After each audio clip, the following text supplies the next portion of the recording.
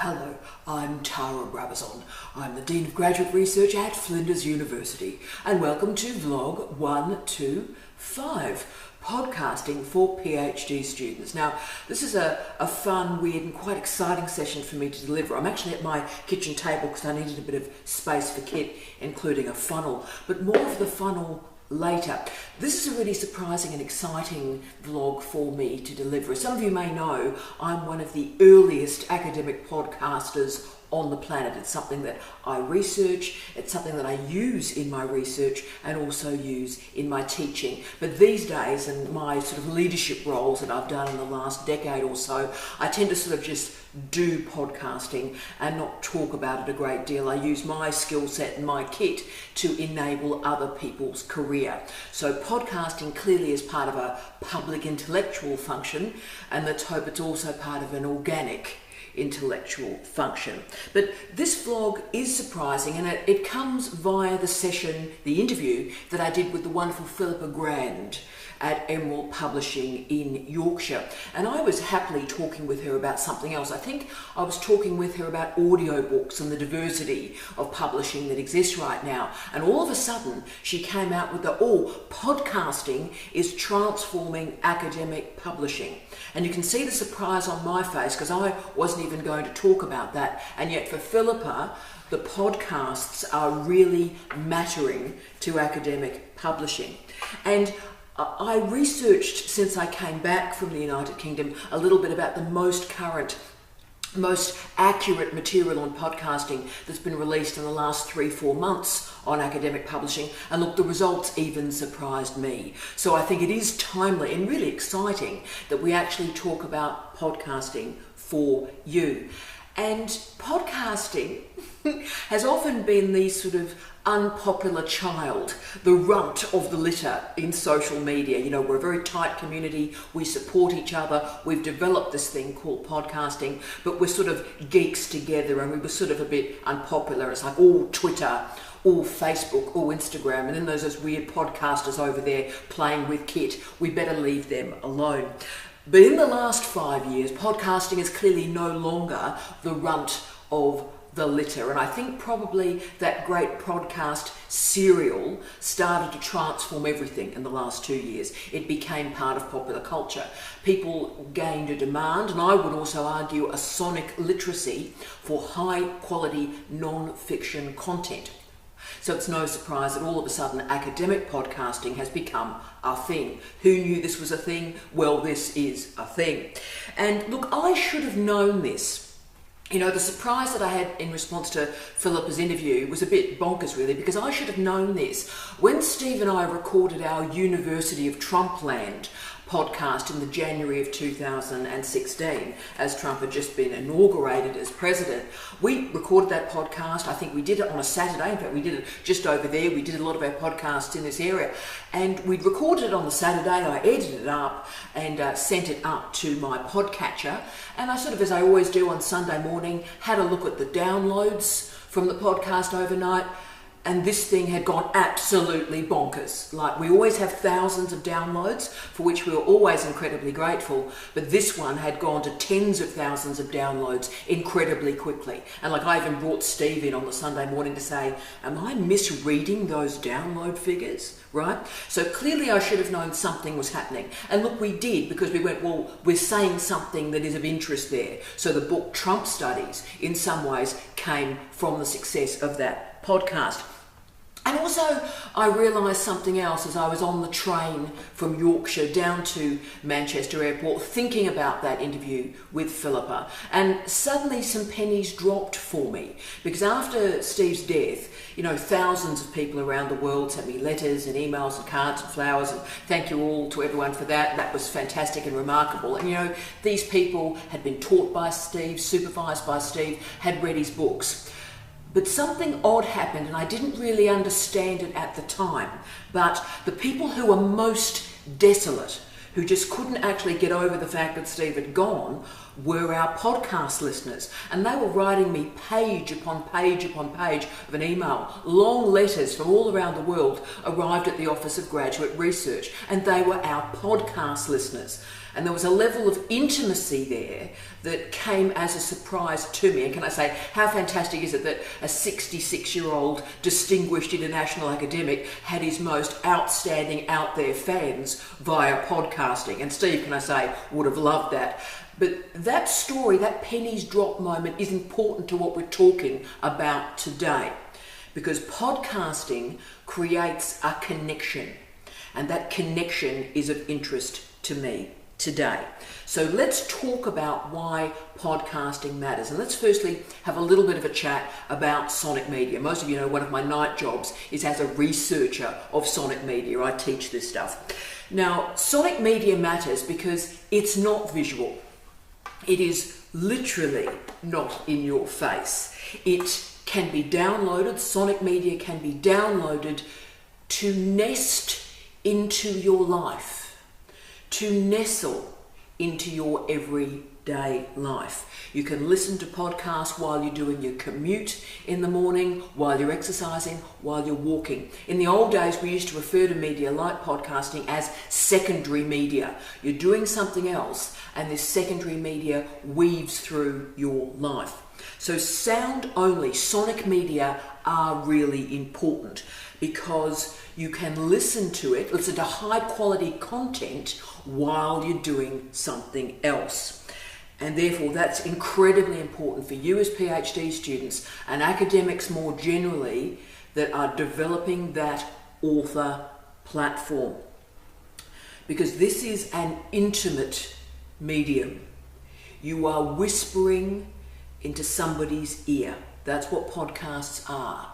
And they're allowing you to be a part of their life. So you're not imposing the media on them. They're incorporating it gently and delicately into the patterns of their daily life. So that's why the connection to podcasters and our listeners is so tight and precise. There is that connection through sound, that it is actually not video. Now, I'm not against video at all. I've done one of these videos once a week since I've started this job. I do a lot of video work. I'm not anti-video. But what I would say to you is this is a different type of connection. It's a different type of audience. And Apple released recently, I think it was last year, their podcast analytics. And they've demonstrated clearly that now podcasts are part of popular culture. This is not minoritarian culture anymore. This is popular culture. But also, and this is the important bit, podcast listeners are part of what Miranda Katz described as, quote, advertisers' holy grail, end of quote. What does that mean? Hyper engaged, supportive, loyal audiences.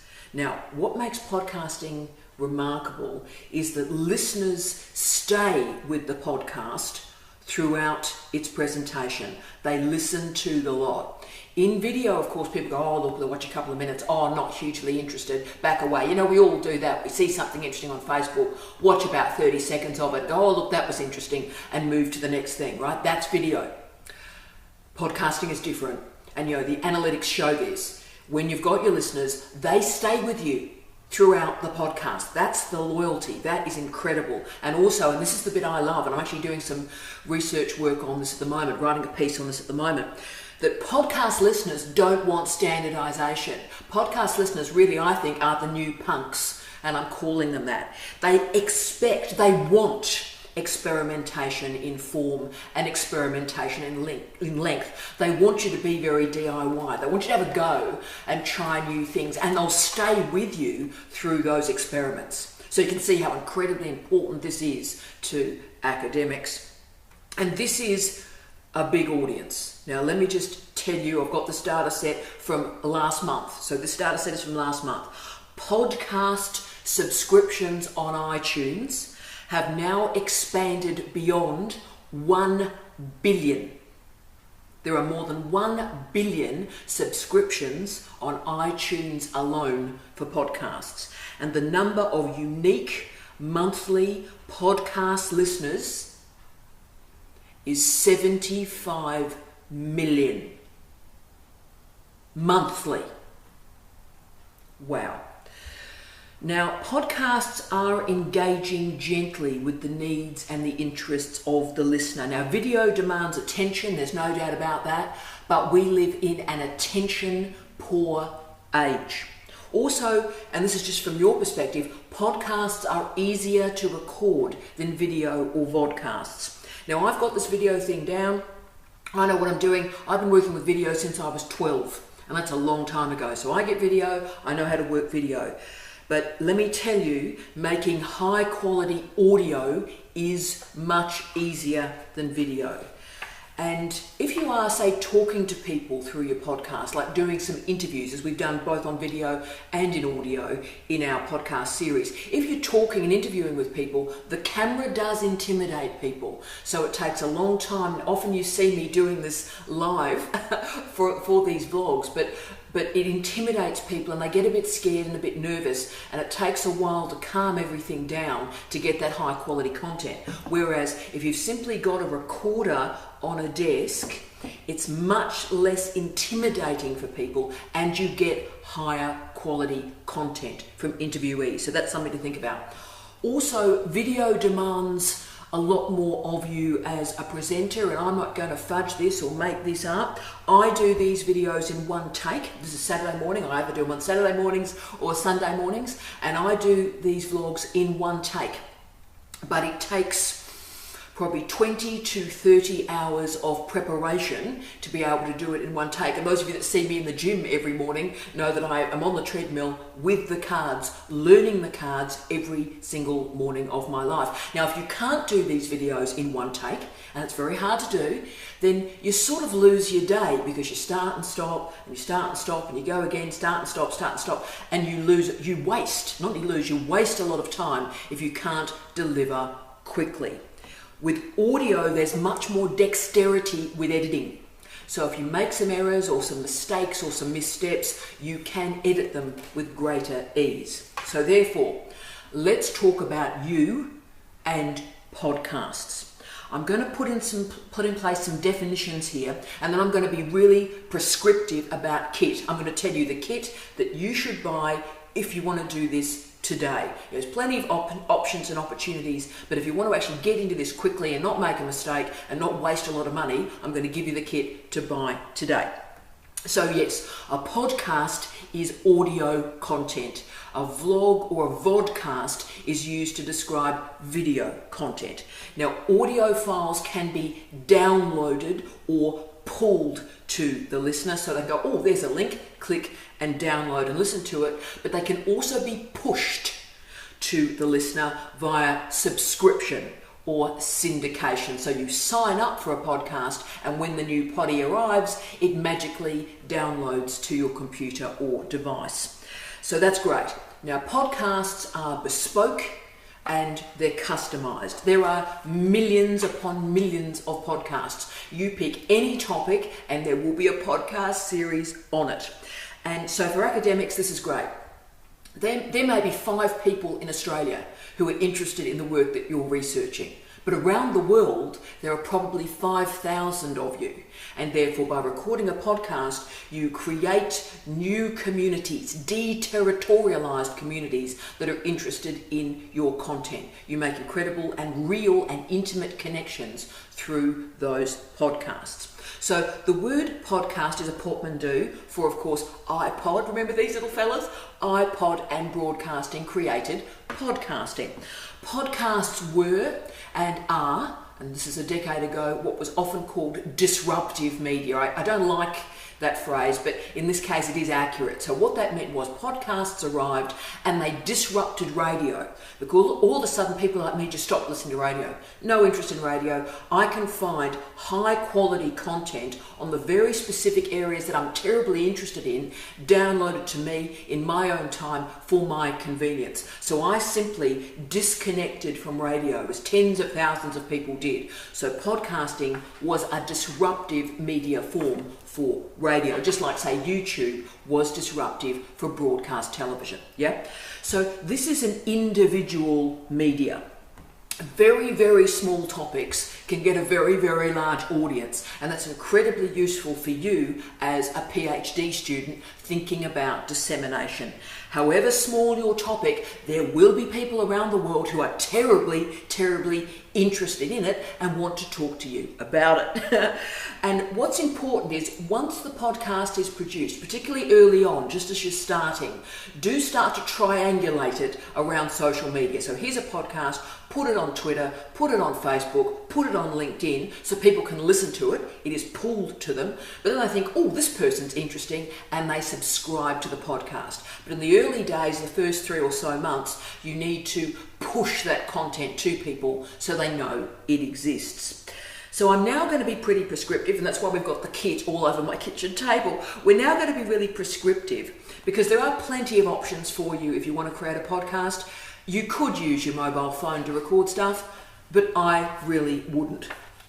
Now, if you want to buy kit that you can use for the next decade, I'm going to tell it to you. Every possible platform or interface I have trialed for the last decade or so, so I've wasted a lot of money trying new things out. Let me tell you what I think you should use. And can I say, I'm not supporting any of these companies. They've never given me $1. This is simply the stuff I use, and I found it successful. So, firstly, the microphone recorder. Without a doubt, move to Zoom.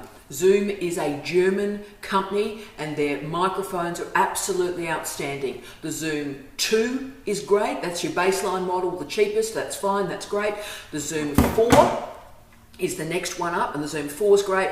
I use the 6. Can I say the BBC also uses the 6? So this is an industry standard microphone. Also, the 6 is fantastic too because you can actually take that microphone out and put in a series of new microphones depending on what you are recording. So again, if you're buying one, buy a Zoom recorder. They are fantastic. They use AA batteries. They use the SD card. So it's not going to be a redundant platform anytime soon. Boom. Okay, for editing, go to again a German firm. Clearly Kraftwerk have had a long-term effect on the German sonic media industries. But when you're dealing with software and interface management, go to Acoustica Mixcraft. Acoustica Mixcraft. Fantastic software, intuitive, straightforward. For what you're doing with a podcast, you're not recording, an orchestra. You're recording a voice and maybe 2 or 3 tracks around it, yeah? So you don't need a bit of software that's like running a 747. You don't need that. You need a good, clean bit of kit that will allow you to do it at speed. And Acoustica Mixcraft is that software. Fantastic. And as to hosting, again, an absolute no-brainer. The company that was the first podcatcher and will be the last podcatcher is LibSync, Liberated Syndication. www.libsyn.com. Liberated Syndication. So you simply upload your files to LibSync, they release them to the world via their interface and automatically populate iTunes for you. They also have some lovely embed codes. So you can cut and paste code, put it onto your website, put it on, say, your staff page, use it in teaching. So very beautiful bit of interface where they've almost got like this automated player where you can click it. It's lovely. So very, very good firm. And look, that's it. You've got yourself a recorder. You've got yourself some software. You've got yourself a pod catcher. Maybe you want to get yourself a pop screen, pop, which stops the sound coming through, pop, pop. That costs $10. When you've got all of that, thanks for playing, you're good to go. Now that means that's the form, okay? If you've got all of that in place, we can now focus on content. So what are you going to do in the podcast? What sort of content is going to enable your career, your writing career, your professional career, your research career, your profile? Now, the stuff I'm going to talk about now is useful for a PhD student. So I'm framing it in this way, but it's great for early career researchers and fantastic for basically all of us, all academics everywhere. So here are 10 quick things you can do in and with a podcast today. 1. When you're delivering a public lecture or a seminar or an event in that way, record that event before or after it. So there actually is a digital record of an analog event. So say you're at a conference and 8 people hear you speak. That might be great for you. I don't find that a good use of time, but that's your call. But say you've got that analog content, then record it digitally and put it into a podcast. And then this analog event has a digital life that will extend for years, nay, decades. And new people will hear that content. So incredibly useful technique that. Try it. 2, again, great one. I think this is my phrase and genre too. Micro interviews. So say you've got a great colleague, a friend or a senior colleague, and you ask one question and they give you one answer. So under 2 minutes of content, a micro interview. That's great, can I say, to use in teaching. So in a lecture theatre, you can bring in a new voice. In a learning management system, you can base a discussion around a micro interview question, sonic content, and also, of course, for research. So if you're trying to introduce a new concept, a micro interview is a great way to do it, okay? And again, remember, podcasts are great for that diversity of content. 40 seconds, a minute, 2 minutes, 2 hours. You can do the lot. 3, great one, podcast the PhD journey. I think I'm the first person to do this in the world as well. So it is weird and fabulous to share this with you. So you can do this either with your supervisor or on your own. So a weekly or fortnightly podcast that tracks your journey through the candidature. You'll get an incredibly loyal audience that way that follow you through your journey, and also you'll get real-time feedback where people talk to you about your research and other things you could be doing. Particularly if you say post it on Facebook amongst your friends, they will offer you real-time feedback. Now, some of my students have done this. Anne McLeod, Anne McLeod, we think, is the first PhD student in the world that's podcasted the entire journey. So I think from like the first meeting. So I think, Anne, we're at podcast 58. So we'll podcast right through till the thesis comes back. She's about to submit, the thesis comes back. We talk about the examiner's reports. So she has thousands of people that have followed her PhD journey, and a very inspirational woman she is too. Also, we podcasted through the late great Mick Winter's thesis. And that was incredibly important in ways, of course, we didn't know when he was alive. Because then we were able to use those podcasts in his thesis to demonstrate to the examiners research integrity, that this was his work. And listen to these. How many did we have? I think we're in the 40s, 40-something podcasts, so you can actually hear Mick's voice talking through how he's developed this research. So there was no sense, even in a posthumous thesis, that this wasn't Mick's work. Powerful. And also the great Mark Brown, my other wonderful PhD student, looking at artefacts and exegeses, and we've used the podcasts as part of his suite of materials in the artefact to scaffold his DIY tech development. Good on you, Mark. 4, you can promote your article. Wow, I recommend this. So when an article comes out, talk about it, tell the tale, tell the story of the research, explain to people what the research is about. So these podcasts are great because they provide that context around your research and new dissemination strategies for your research going forward. Incredibly important there. 5, oh, I love this one, podcasts from the field. So this is for our social scientists and our scientists out there doing field work.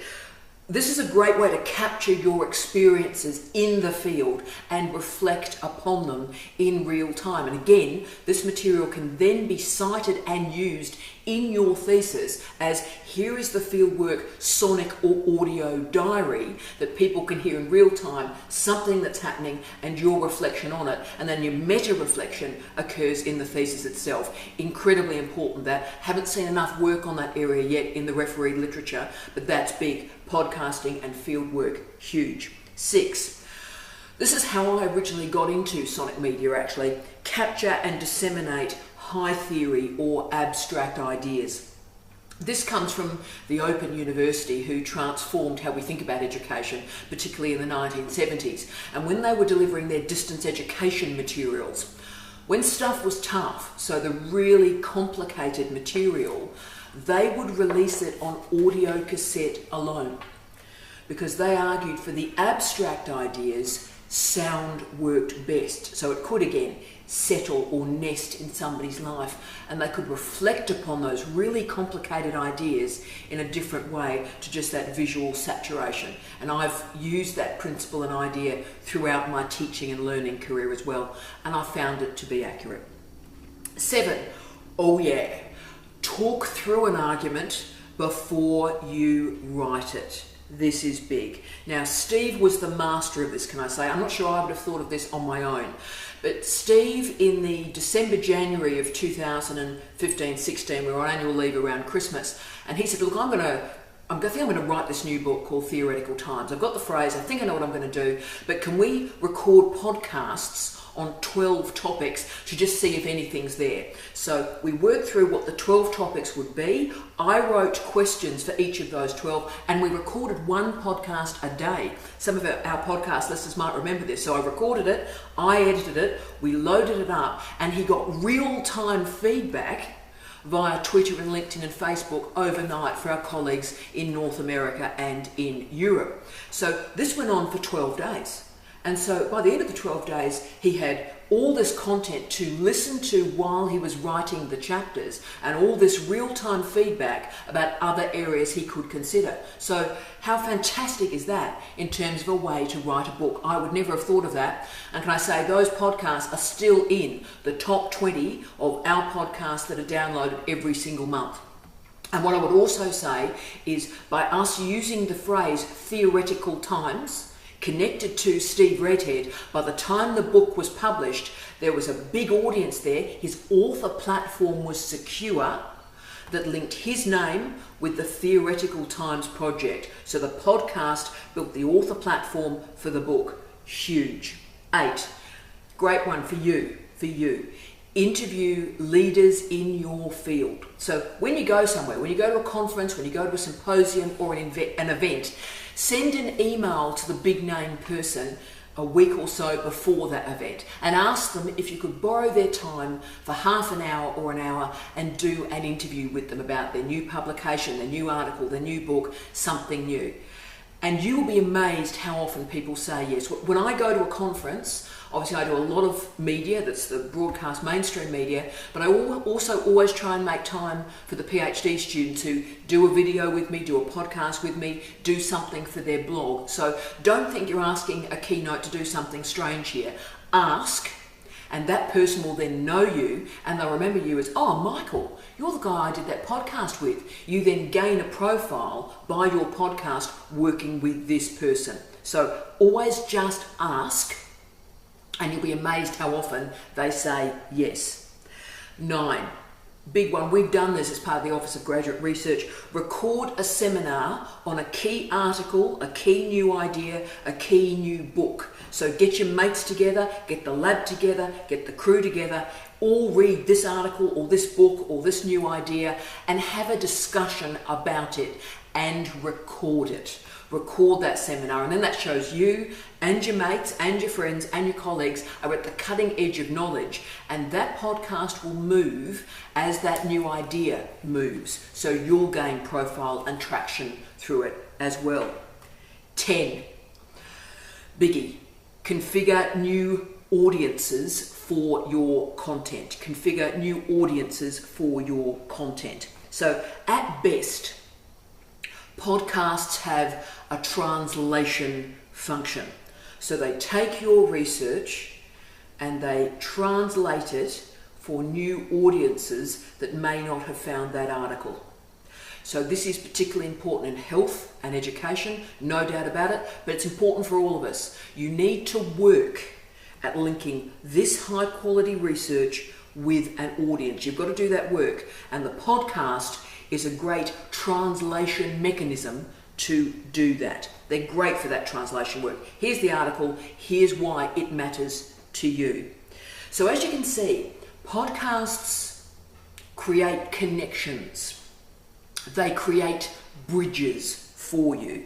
So you've got my 10 modes of content that you could record today. But I wanted to finish off by asking the provocative meta question, why you should be doing this at this point of your career. Why now? Now, I often describe social media, particularly for academics, as a funnel. I really use this metaphor all the time because all the material you create goes into a funnel. So you want dissemination of your research, you pump all this stuff through your funnel. Now, how I configure that model is I make sure I've got a lot of freely available content that creates the top of my funnel. So plenty of stuff that is available, that is free for anybody who would like to listen to interesting content. So podcasts are great because they create that intimacy, that connection with listeners who again are very, very loyal. And then of course, that can feed into your premium content that we'll talk about in a second. By the way, this has often been called a freemium model, team. So the bulk of your stuff, podcasts and blogs and open access material, all of that is free, and that free leads into premium content that is paid for at the base. Now, as I said, I have an incredibly wide funnel at the top. The overwhelming majority of my academic content is free. That's my politics. I try and work as an organic intellectual. So if you're interested in this work, then just about all my articles are open access. My journalism is open access. Podcast videos, it's all available to you. Hundreds, maybe even thousands of hours of content if you would like to engage with it.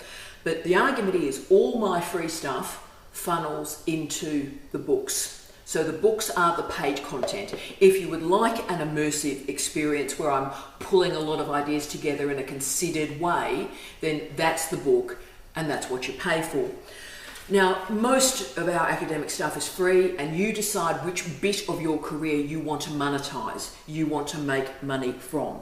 And can I say, from sort of 20 years of this type of model, my book career is now changing. So for 20 years, just getting my 20th book out, it's been academic publishing.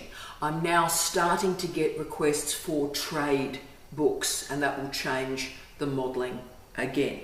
So still, even with the trade books, the funnel will be wide at the top. The free stuff will be there, funneling into the paid content. So if you want that immersive experience of, say, a book, then that's the bit that you pay for. So I want you to think about your social media funnel. What does your funnel look like? What's the free stuff? And what is going to be your premium content? And you need to start thinking through that right now. So will your premium content be books? Will it be consultancies? Will it be public speeches? So Roz, consultancies, clearly that's your paid content. Todd, you've probably got a great speaking career in front of you. That's going to be your premium content. And that material, the free content, creates that authentic, real relationship with an audience, and it builds that audience. This is not marketing. This is not fake. These are authentic, real relationships with people who care about ideas. Remember, academics, as I always say, we are paid from the public purse, and we have a public responsibility to develop interesting, innovative ideas that lots of people may disagree with. That's great. But the argument, the debate, the discussion is the foundation of citizenship. That's what we're doing. So podcasts are an evocative, intimate, and intelligent medium to build your author platform. So I wish you love, light and peace. Tea out with the funnel.